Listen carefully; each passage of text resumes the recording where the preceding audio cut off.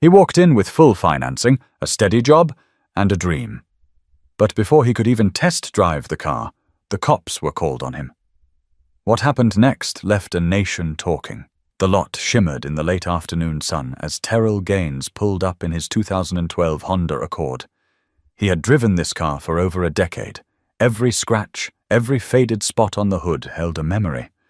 But today, he was ready to move on. Not because the car gave up, but because he could finally afford something better. After months of 14-hour days and an exhausting contract that nearly cost him his sanity, Terrell had come out the other side with a bonus that finally made his dream possible. He stepped out, adjusting his sunglasses.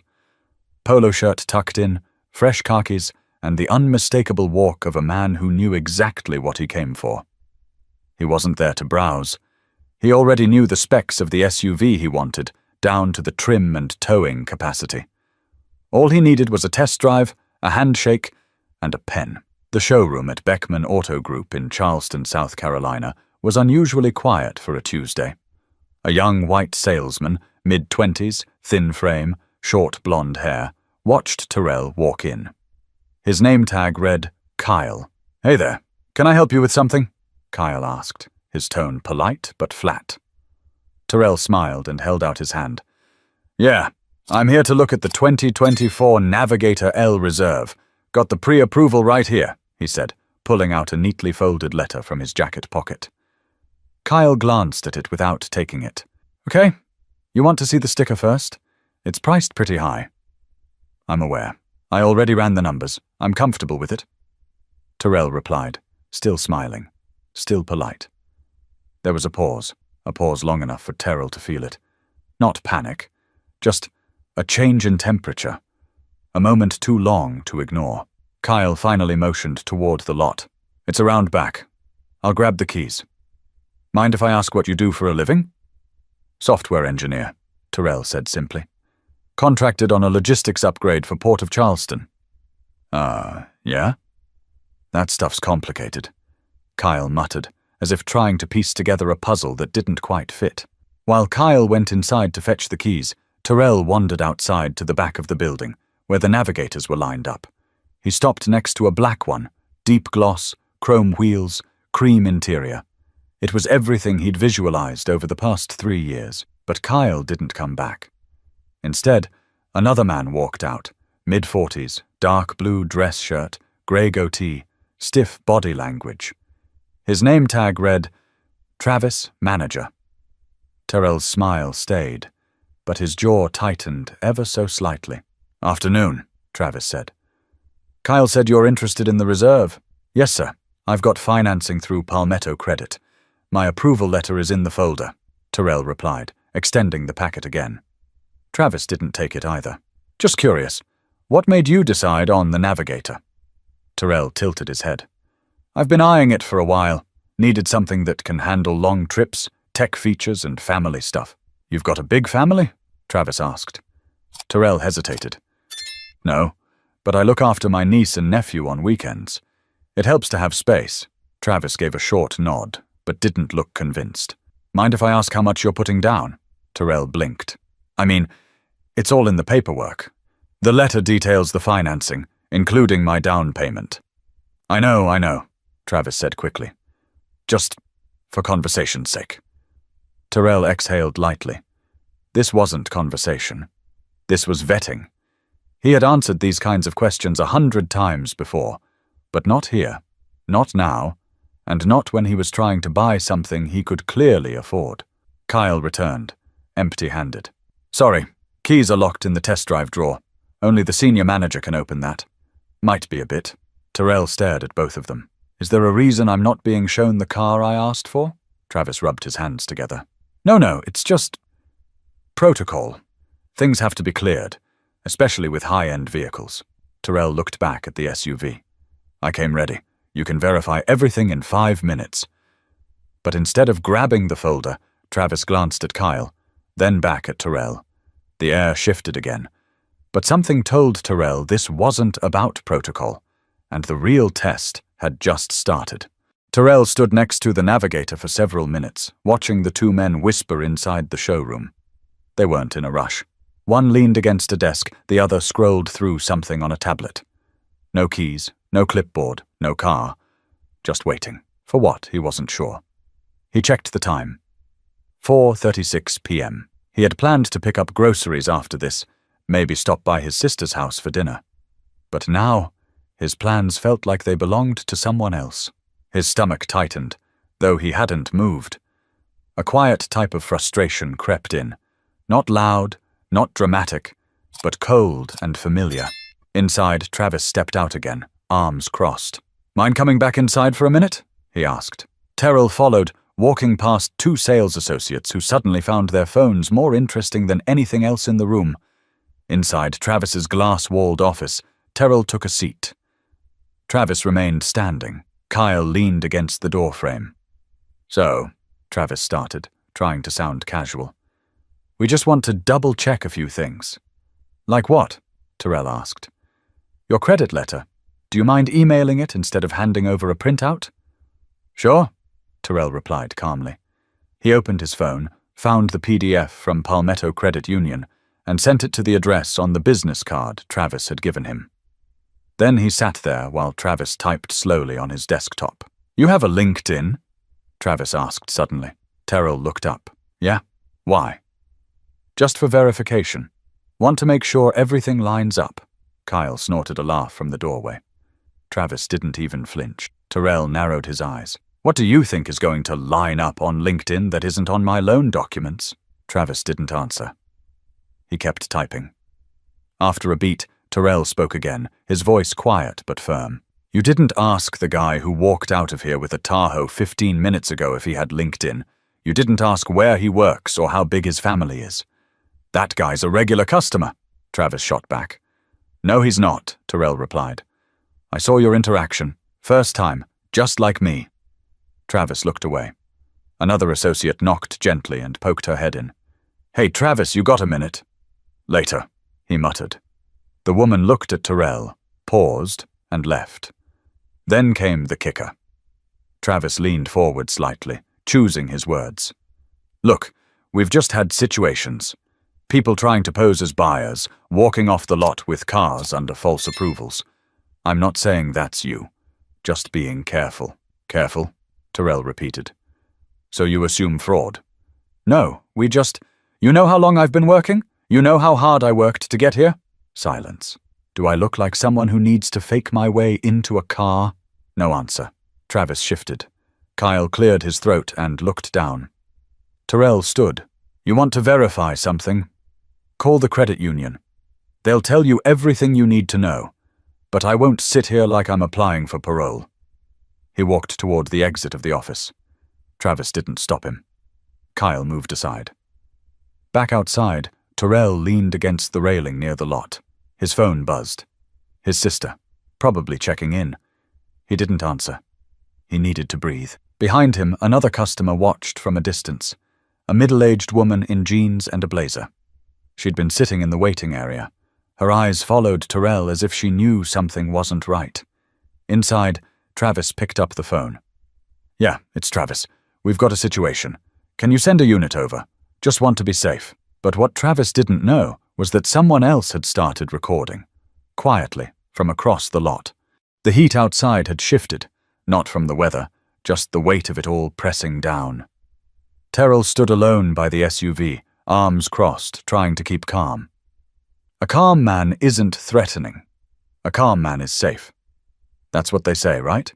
But sometimes, no matter how still you stand, the storm still finds you. Back inside, Travis paced his office while Kyle peeked out the window like they were waiting on a delivery. But they weren't expecting a shipment. They were expecting backup. The call had already been placed. A report of a suspicious individual. Possible fraudulent activity, potential confrontation. Code words that said nothing and everything. 3 miles away, Officer Brett Lanning received the dispatch. He'd been on the force in Charleston for 8 years. Nothing in the call screamed danger, but the words confrontation and luxury dealership made him sit up straight.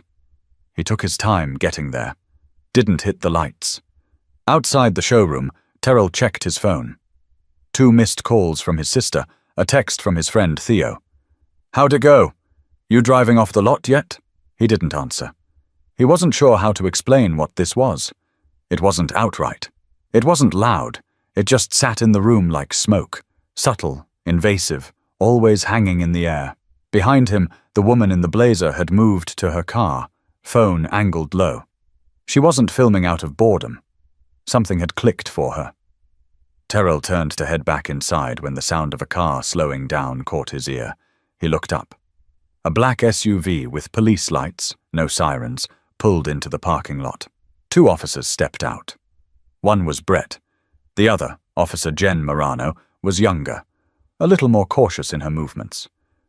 They walked with a purpose, not urgent, but alert. Terrell stayed still, not out of fear, out of calculation.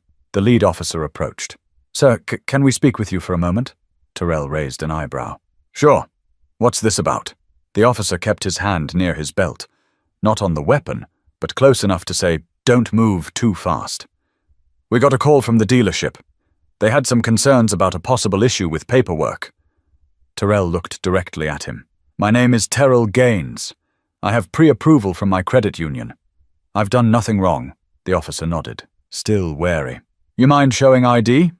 Terrell handed over his license and the printed approval letter. "I came here to buy a car. That's all." While Officer Marano took the documents and began checking them against a mobile tablet, Officer Lanning glanced toward the glass doors. Travis and Kyle stood there, arms crossed, watching like they were the ones wronged. "You've been here how long?" Lanning asked. "About an hour. I came in, told them what I wanted, and they've been dodging ever since. Now this." Officer Marano looked up from the tablet. "Everything checks out. His financing is legit. No issues on record." Lanning looked back at the dealership. Inside, Kyle stepped away from the window, face pale. "What would you like us to do, sir?" Lanning asked. Terrell raised his eyebrows. "That's your question? You were called here. Now that it's clear I've done nothing, maybe you should be asking them why I'm being treated like this." Lanning didn't answer. The woman in the blazer stepped forward. "I've been here the whole time," she said, loud enough for everyone to hear. That man didn't raise his voice once. He didn't argue. He was patient. They just didn't like him. Lanning turned to her. "Ma'am, do you have video of the interaction?" She held up her phone. "Sure do. Want me to airdrop it?" Officer Marano took the phone and reviewed the video. It showed everything. Terrell trying to explain himself. Travis deflecting. Kyle smirking in the background. It didn't scream racism, but it didn't have to. It whispered it. Officer Lanning walked back toward the dealership. Inside, Travis stepped forward like he had something to say, but whatever it was, it stopped short in his throat. Terrell watched him through the glass. But this wasn't over, and the real fallout was only just beginning. By the time Officer Lanning stepped inside Beckman Auto, the dealership's staff looked like kids caught sneaking out past curfew. The swagger Travis wore earlier had vanished, replaced with something tighter around the eyes. Kyle leaned against the back wall, arms crossed like a shield. Lanning didn't raise his voice. He didn't need to. The silence did most of the work. "Mind explaining why we were called here?" he asked Travis. Travis cleared his throat. "There was some uncertainty about the customer's credentials. We've had incidents before. We just wanted to be safe." "Uncertainty?" Lanning asked. "Because everything he showed us checks out," Travis gestured vaguely. "Look, we have to protect ourselves. Luxury vehicles get targeted for fraud all the time. We've had issues. And you thought this was one of those situations?" Lanning asked, flat. Travis didn't answer directly. He knew better than to admit to profiling on record. But he didn't apologize either. He just stood there, letting his silence fill the room with all the words he wouldn't say. Outside, Terrell leaned against the SUV he came to buy. His hands were in his pockets, his breath slow, but his chest felt tight.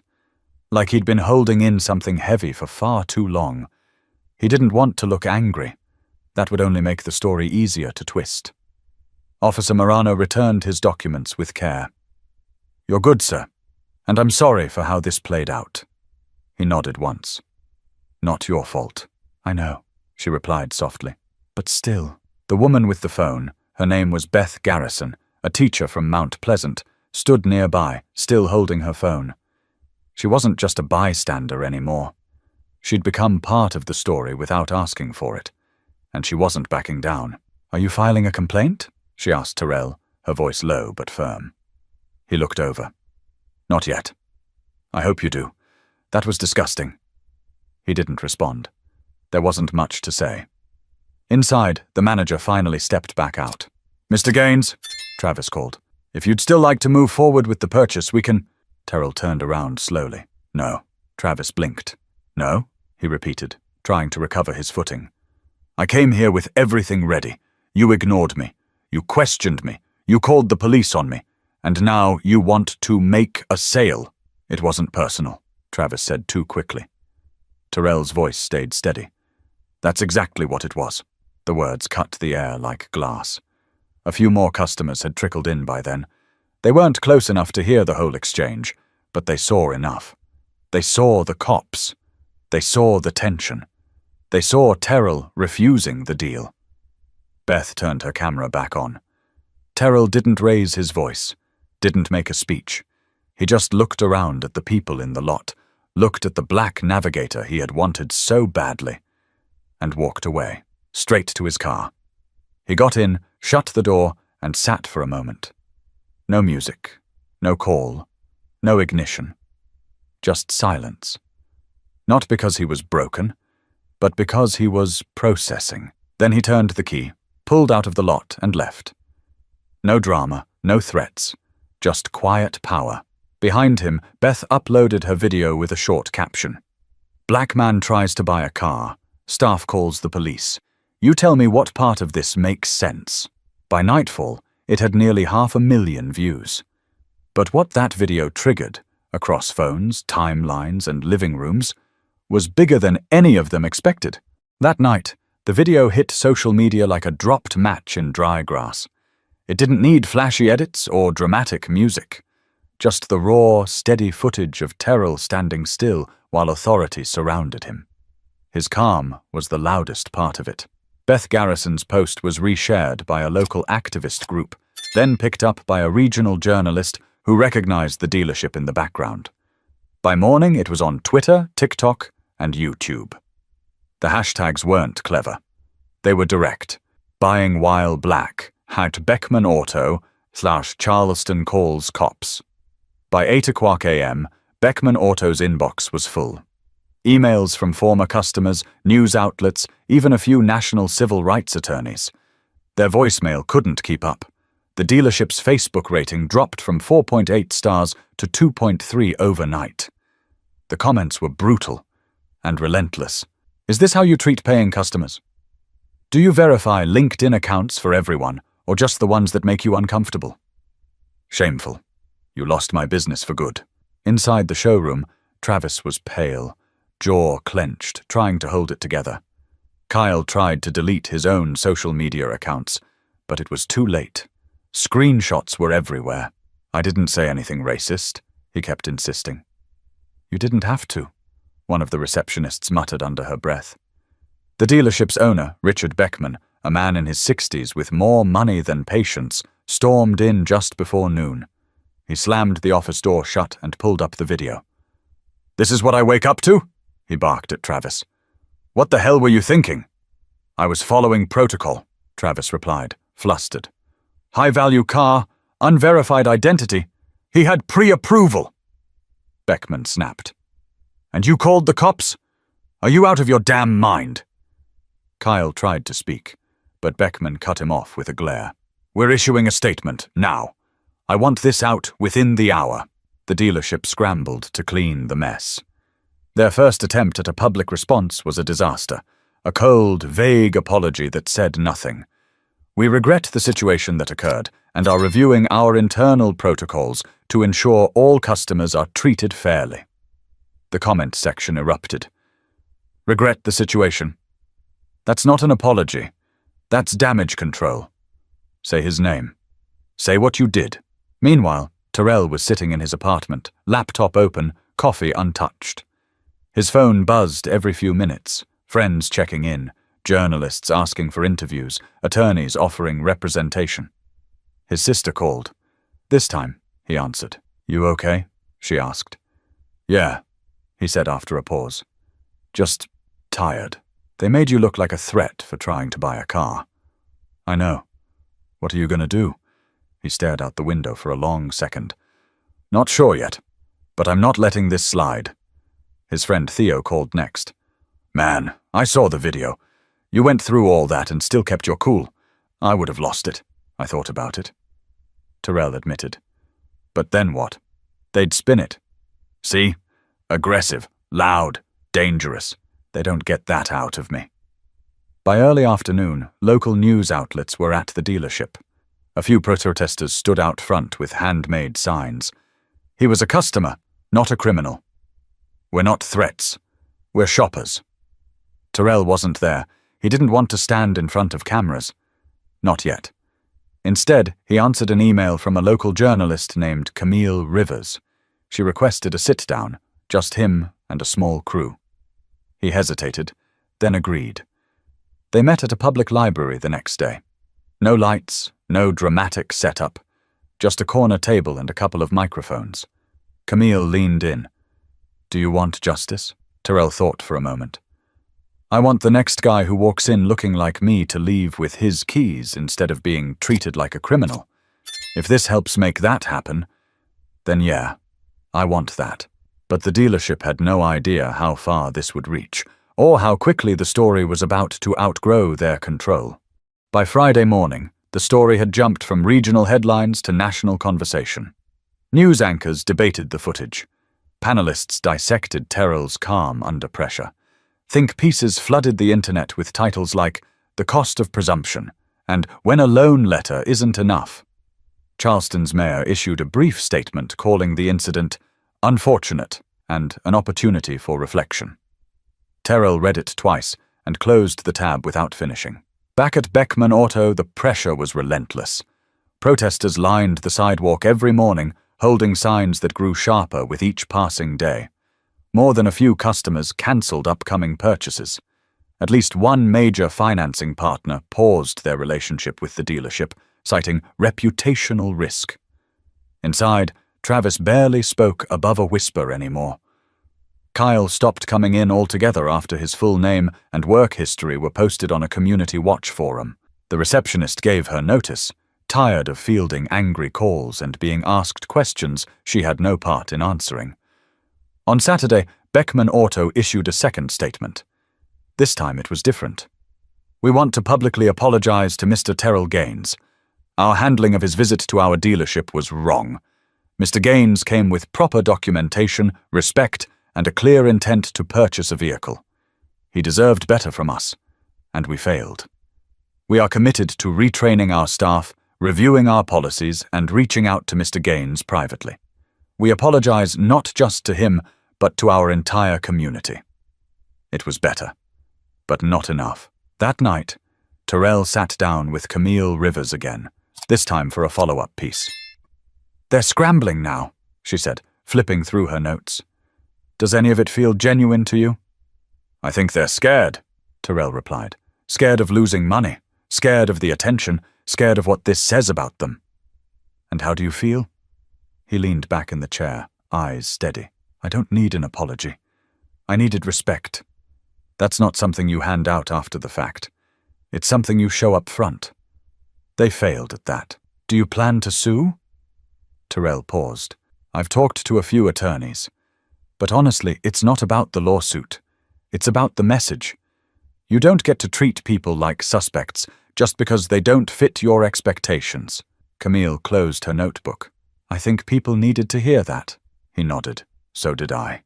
Later that evening, he took a walk near the waterfront to clear his head. He passed two teenagers watching the video on a phone, headphones split between them. "That's the guy," one of them whispered. Terrell kept walking. He wasn't looking for recognition. He just wanted his dignity back. A few days later, something unexpected happened. A different dealership, Gordon and Hines Motors, located across town, reached out with a private message. The owner, Leland Hines, wrote personally, Mr. Gaines, I saw what happened to you, and it was unacceptable. If you're still interested in buying a vehicle, we'd be honored to work with you, with full respect and transparency. Terrell didn't respond right away. He wasn't sure what to make of it, but after thinking it over, he agreed to visit. Quietly. No press. No camera crew. When he walked in, Leland himself met him at the door. No clipboard. No suspicion. Just a handshake and a smile. "We're here for whatever you need," he said. They talked. They ran the numbers. No hoops, no sideways glances. Just a business transaction treated like any other. 2 hours later, Terrell drove off in a charcoal grey 2024 Navigator L Reserve. No police. No accusations, no apologies needed. Just keys. But even with the purchase complete, Terrell knew the real story wasn't about a car. It was about the people who tried to stop him from driving off in the first place. The Navigator sat parked in Terrell's driveway, spotless, not a fingerprint on it. For days he didn't even drive it, not because he wasn't proud, he was, but because it wasn't really about the car anymore. That SUV had turned into something else, a symbol of everything that had gone right in his life, and everything that had gone wrong in a single afternoon. He wasn't angry, not in the way people wanted him to be. He was focused. His inbox still filled with messages, strangers thanking him for his composure, parents sharing their own stories of being doubted in boardrooms, classrooms, and sales floors. One message hit harder than the rest. It came from a young man in Ohio. "I almost quit my job last week after being profiled by a customer. Your story helped me hold my head higher. Thank you." Terrell read it twice. And then again. He hadn't set out to be an example. But now, people were watching and listening. So he wrote a post. Nothing dramatic, just a picture of his new car and a caption. "Respect shouldn't depend on what you drive, how you dress, or what you do for a living." I didn't speak out for sympathy. I did it because silence lets behavior like that continue. Say something, every time. Within hours, it had thousands of likes. And more importantly, shares. Conversations were starting, not just about Terrell, about policies, training, bias, and what fairness really looks like when no one's recording. Camille invited him on a podcast. He almost declined, but changed his mind last minute. "Why do you think this moment hit people so hard?" she asked on air. "I think people are tired," Terrell answered. "Tired of having to prove they're not a threat. Tired of the small humiliations that pile up until one day someone records it, and the whole country acts shocked." She let the silence sit. Then he added, "But maybe, just maybe, it wakes a few people up. Makes them pause before they judge. Makes them ask instead of assume. That's how change starts. It wasn't dramatic. It was honest. And it was real." The following week, Beckman Auto tried to move on. They announced sensitivity training and partnered with a community relations group. Travis was quietly let go. Kyle's name never appeared again on their staff list. But for many, the damage was already done. And the name Terrell Gaines stayed with them. He didn't file a lawsuit. He never demanded compensation. But his story became part of something bigger. One Saturday, he took his niece and nephew for a ride. The three of them laughing, windows down, music up. Just a regular guy with 2 kids in the back and peace on the dashboard. At a red light, a man in a pickup glanced over, did a double take, and then gave a nod.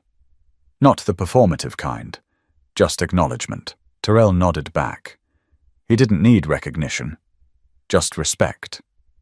So the next time someone walks into a dealership with confidence and a folder of paperwork, maybe, just maybe, the staff will look up and see a customer, not a question mark. Because when you're treated with dignity from the start, you don't have to spend the rest of your life proving you deserve it. If this story made you feel something, anger, hope, frustration, relief, don't scroll past, share it, talk about it, and remember, silence never changed anything. Speaking up just might.